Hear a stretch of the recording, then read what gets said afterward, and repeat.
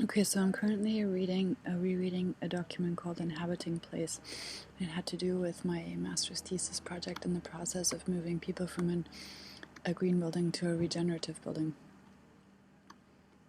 And obviously that is a huge metaphor for moving people to a regenerative place inside, so through a regenerative process. So the interesting part of that is that there's obviously parallels, like when I shift people from working in a green building or a regular building, conventional building, which is like similar to a conventional body, the process in itself of moving them is the regenerative process that is currently not undertaken with regenerative practitioners. The closest to that is what Bill Reed is doing. And it's interesting to see like the parallels of like what wants to emerge at a place, like what is happening at a place, and of course the human is a place to begin with. So it starts with shifting things inside and finding a way to shift things inside. So it's you start to embody all of this stuff, and it's not just a wisdom; it's an embodied wisdom.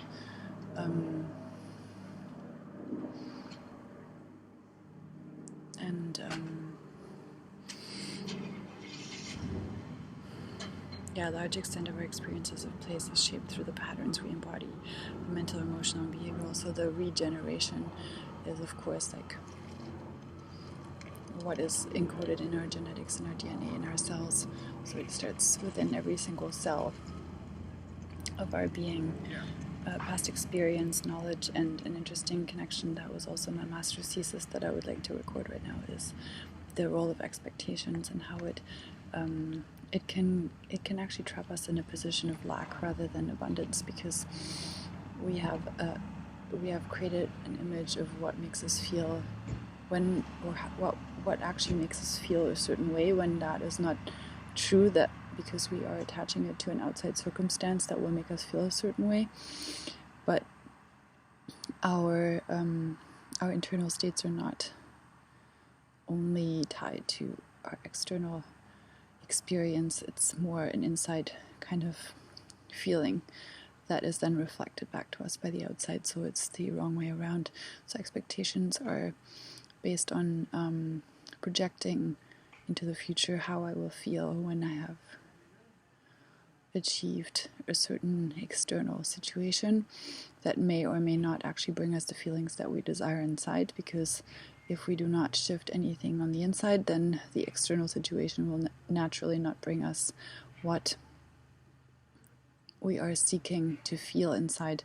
So expectations can actually cause us to be stuck in positions of lack, and if we shift that to being grateful, we can actually and follow the joy in each moment. We can actually way better tap into feeling fulfilled. So like doing things that actually fulfill us, and not waiting for those things to happen in the future, because that is just a mental concept that does not really exist. I mean, it does exist, but it's just an idea, and this idea is not going to happen in the future.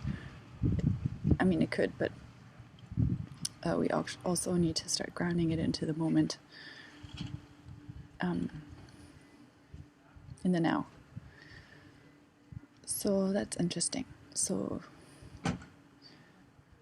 things are starting to puzzle themselves together right now. It's really fascinating, and I am super stoked, and I feel so inspired right now, and it's amazing. And things are starting to take shape and form right now, and it's exciting. I'm super excited.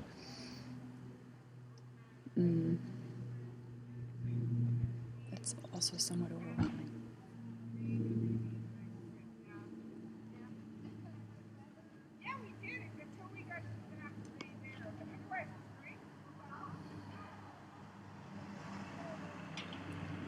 And it's interesting how the external world is such a representation of the internal world.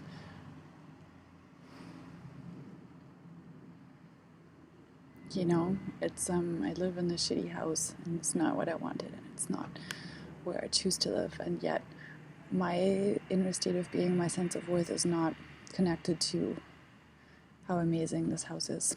It's actually a piece of crap. Like has a lot of potential and it's beautiful, but it's not tied to how worthy I feel, unless I actually allow that to happen. It does influence me in the way that so like the spirits and all those energies, they did really affect me.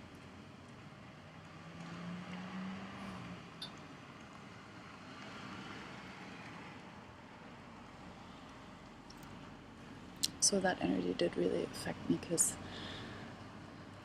I was able to pick up on that.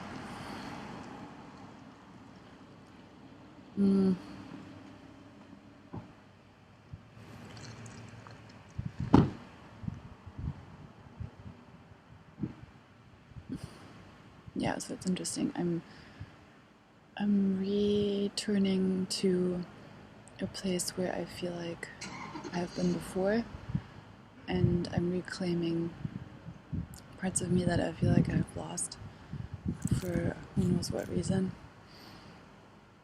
I feel more composed now and less fragmented and less caboodled, and that feels good. I feel more grounded in my place. And my goal naturally is to create biophilia. I love the word biophilia. Oh, it's so amazing. It's like the love of life and life, the creation of life energy. And that is ideally my intention of my place. It's like biophilic buildings are supposed to be life-giving.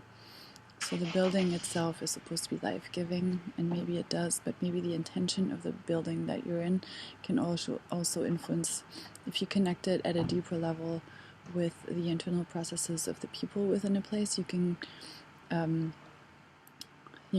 support them in creating their own empowered place in which they are able to receive life. And of course, you receive life from God, so you have to be connected to the life-giving God. So it's a process of cleaning up and of deep cleaning up, and it takes a while to do that, so it's a continuous process.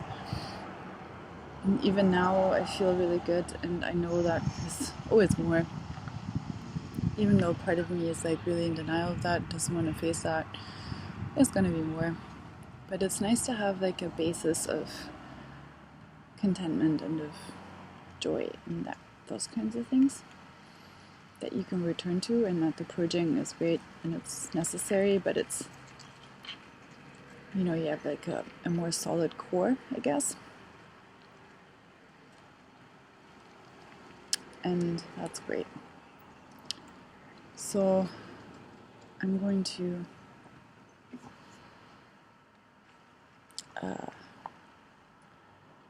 follow my joy and see what it is that I feel really inspired and drawn and excited about doing. And that's fantastic. Yeah, so I love buildings and I love architecture, and that's amazing. So I'm excited to look at the cob houses. The houses that ground. The houses that you can build yourself. If you can build a house yourself, how awesome is that?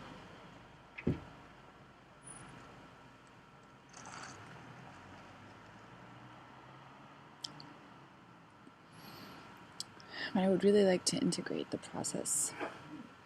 Like I would really like to create a living income situation where the process is not a fragmented thing, where it is actually embodied in my, so to speak, career,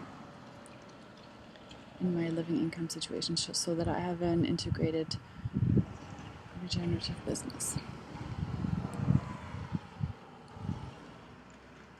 That's what I would love.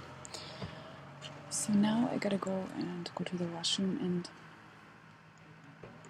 then I will check out I'm so scared to get overwhelmed by all these ideas. I need to somehow write them down, but I don't know how because there's so many and it's like so not non-linear and